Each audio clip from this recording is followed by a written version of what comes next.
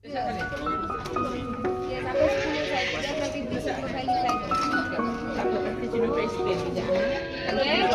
dah saya rasa dia jatuh 7-8 dia dah jatuh dah. So awak punya tas ni sampai 10 pun bangunan ni tak boleh jatuh. Kalau jatuh nanti rugi awak punya markah. Nampak 8 dia dah jatuh. So awak buka ni dalam kotak awak pun ada banyak lagi peringkat cuci satu bangunan ni. Sampai 10 pun dia tak akan boleh. Okey, 7 hingga Oh, boleh ubah bangunan saja. Janji bangunan tak lekat Sampai pada berapa dia jatuh.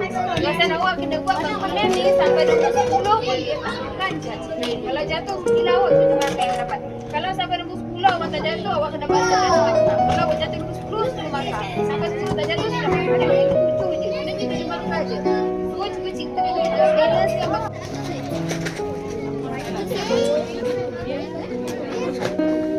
Dapat pack. Okey, apa yang awak nak?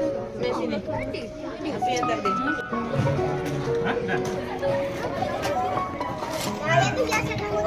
Siapa yang dah siap, awak tolong salin gambar memilih sama macam harapan. Okey, sama dah pilih.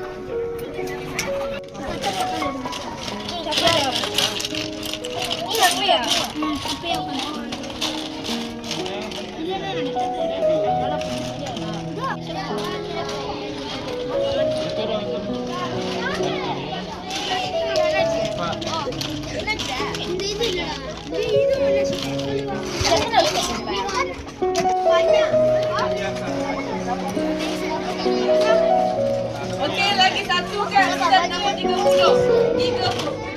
30 tak payah.